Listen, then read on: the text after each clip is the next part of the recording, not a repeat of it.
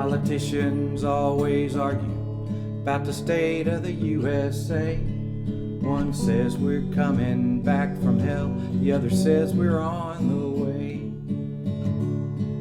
One wants to blame it on the government, the other wants to blame it on the man. I just go back to work tomorrow morning and do the best I can. They bite their lips, look real sad, say, folks, we sympathize. You should all feel better now, 'cause the market's on the rise. But I just spent a whole day's pay filling up my tank. So don't pee on my leg, Mr. Congressman. Try to tell me that it's rain. Howdy, boys and girls. Welcome back to the workshop. Now, when I first started this channel, it was really just to do fun stuff. I wanted to post some songs that I'd written, either like this one that I did myself a long time ago. Well, by the way, I'll put a link to it in the description, I guess. You can find the whole song sung by someone who can actually sing and play on the channel. It's gone viral. It's got over 12 views, I think, now. But that's what it's for, to do songs that I'd written either by myself or with my buddy Jim Cox, or to do, you know, fun, stupid things like make squirrel bourguignon or build a wood lathe out of a radial arm saw motor. So I had really thought that I was going to avoid doing things like talking about religion, politics, socioeconomics, things like that. But unfortunately, a couple of things out of my control happened, and it forced me to change that plan a little bit. You see, one of them was that I started watching YouTube videos, and I noticed that there was a lot of people that were no smarter than me that were telling everybody about how to think politically and how to think socially and how to live their lives. And I thought, you know, if the cool kids can do it, why can't I? And the other one that's even more powerful that happened to me was that I turned 60. That was a while back, but now the old guy's starting to really kick in on me. And you start having this uncontrollable urge to share your valuable insights and your wisdom with a world that doesn't think a whole lot of my insights, and really don't treasure my wisdom a whole lot either, which probably means that the world has a better chance of making it than I thought. But still, you know, you just reach a point where it's like when a dog gets into the chocolate bars. At some point, you just got to let it out. So, you know, I'm sorry to those of you that are sick of hearing about this stuff, but I got to let it out a little bit. You know, it's got to where one of the best pastimes me and my buddies have, we sit around and have a beer, we're fishing, doing whatever, and we complain about the government, and we complain about the new generation of kids that are running around with purple hair and nose piercings and whatnot, and burning up stuff. And you know, by the time we're done complaining about it and talking about what a screwed up world it is, we've just about elevated ourselves to the point where we're like the Marines that were planting the flag on Iwo Jima. But there's another bad thing that comes with being old, and that's that at 2 o'clock in the morning sometimes I wake up in the middle of the night, I got to go to the bathroom, and I don't get right back to sleep after I'm done. And sometimes it means I'm laying there thinking about stuff, and sometimes I think about stuff for a while, and sometimes it brings me to a reckoning of what's real and what's true in my life. And recently I had one of those, and it was pretty uncomfortable, and what I'm about to say is going to be pretty uncomfortable to all you old guys like me. This verbal violence is directed at these guys, because you know what? All the crap that we complain about, really, if you look at it, it's our fault. It happened under our watch. When I started voting in 1978, I looked it up. It was on the internet, so it's got to be true. This was after the Vietnam War, the Korean War, in 4 years of Jimmy Carter, our national debt was $780 billion. $780 billion. I don't know if you guys looked lately. Last I saw, I think it was 35 trillion. I think the debt's outpacing inflation by a small amount there. And the thing is that, and I'm kind of going off on a tangent here, which is another thing old guys do, but that to me is absolutely immoral. I mean, you look at this, $35 trillion. It's money that our great-great-great-grandkids are going to be paying back. They're going to work to pay for our debt. When my parents worked, when they were still alive, they lived well within their means, and they saved and they worked hard so that they could have a little something to leave to their kids. We're going to leave debt to our kids. So, yeah, that was, I didn't vote for any of this stuff, I don't really feel like, but it happened under my watch. You know, and you look at, oh, the kids, oh, these crazy kids, oh, look at the tattoos on their necks and the earrings and all this.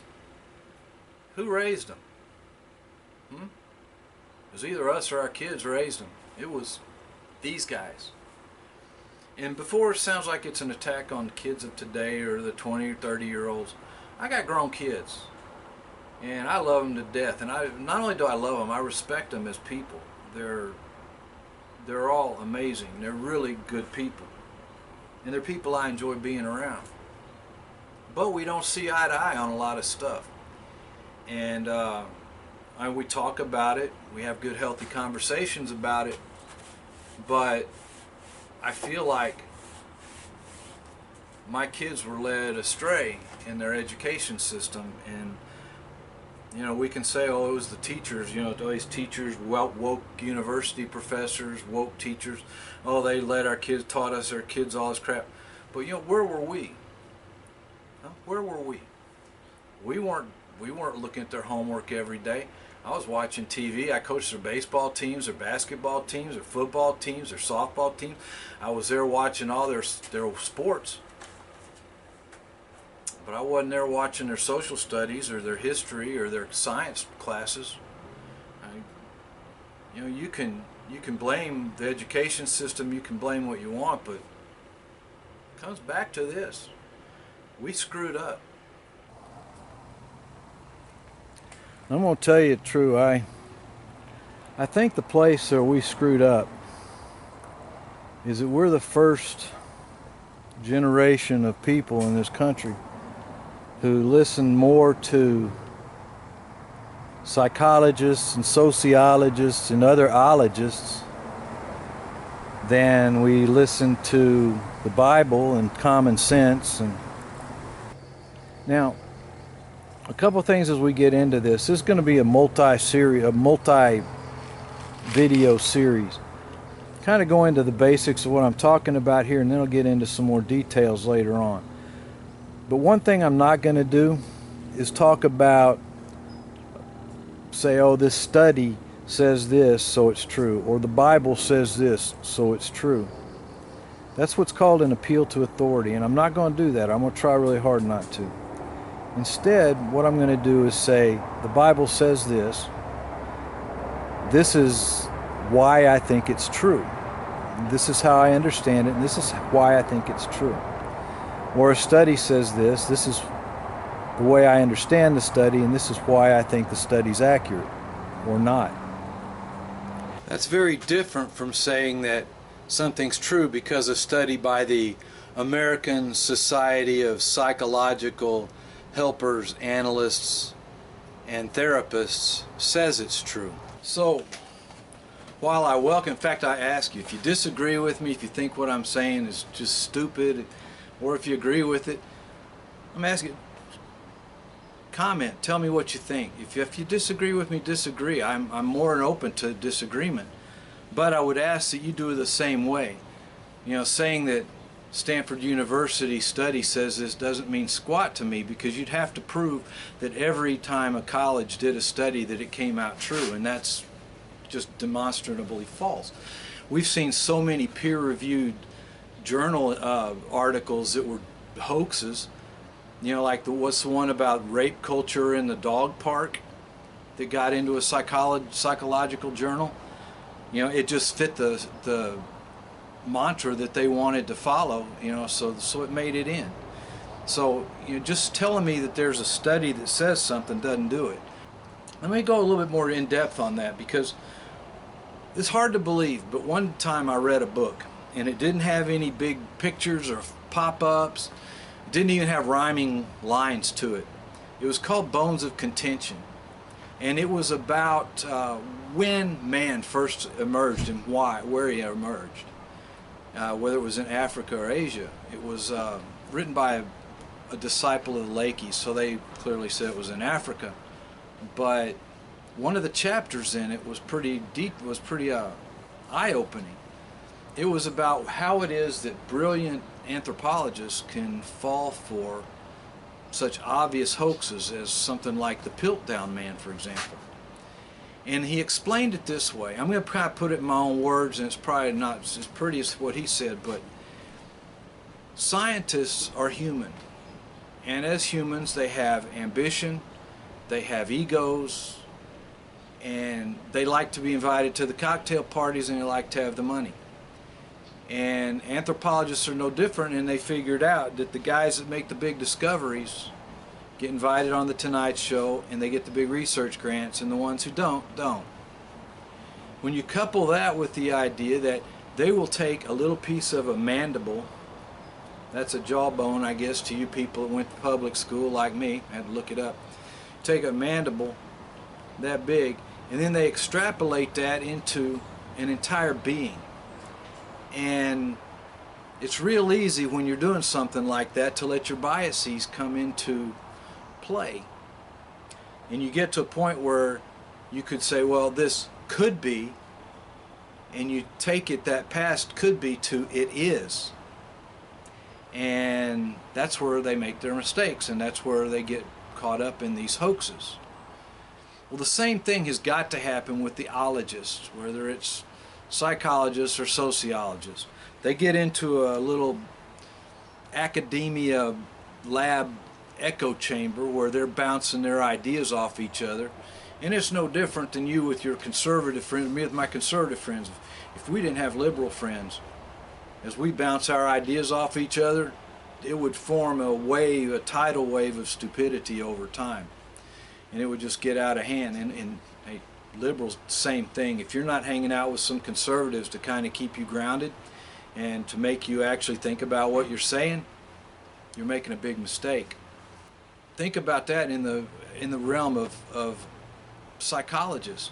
I understand that they're a valuable tool to society. They help us sometimes, and sometimes they don't. And I'm going to tell you that if you think that they're the answer to all, I'm going to ask a question. I'm going to let you think about it for a minute. When I was a kid back in the 60s, there was a lady on our street that was reportedly having a nervous breakdown. That's what they called it back in the day. Whenever someone had a psychological or an emotional episode, it was a breakdown, nervous breakdown, and it was the talk of the town. Everybody was whispering about it. Oh, it was, the stigma attached to it was incredible. And somewhere between the 60s, probably around the late 70s, 80s, we started focusing a lot more on mental health. It got to be a lot more important to us, and the stigma went away. In fact, it got to a point where if you're seeing a therapist, why, that's a badge of honor. That's not a weakness. That's strength. That's a good thing. So we focused a lot more. You watch TV today. I watch, and it seems like half the ads you see are for either a treatment for your mental health or a treatment that helps the treatment for your mental health work better, or a treatment that fixes the side effects of the drug that you take for your mental health. It's incredible, and the ACA covers it. A lot of our health insurance plans cover mental health. It's gotten to be a focus. And I'm going to ask you a question about this. So, if it's so good, if it's done such a great, if the psychologists are doing such a great job for us, if we need to listen to them because they know so much,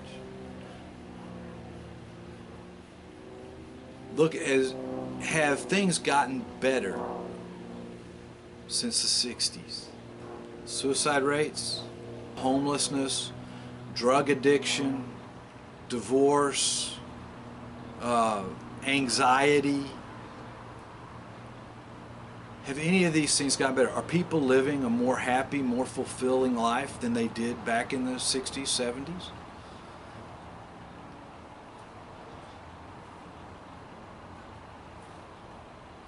As far as I can see, the answer is no. And that tells me that there's a couple of options here. Either something's gone wrong, that we're getting a whole lot more mental health issues today, or psychology is just not the answer. And I'm leaning more towards psychology in general is not the answer. The answer is common sense, biblical truth, biblical principles, the things that were working back before we fixed them. Now, I'd go more into this, but we all watch a lot of YouTube videos and the attention span is just not there. So we're going to stop this here today.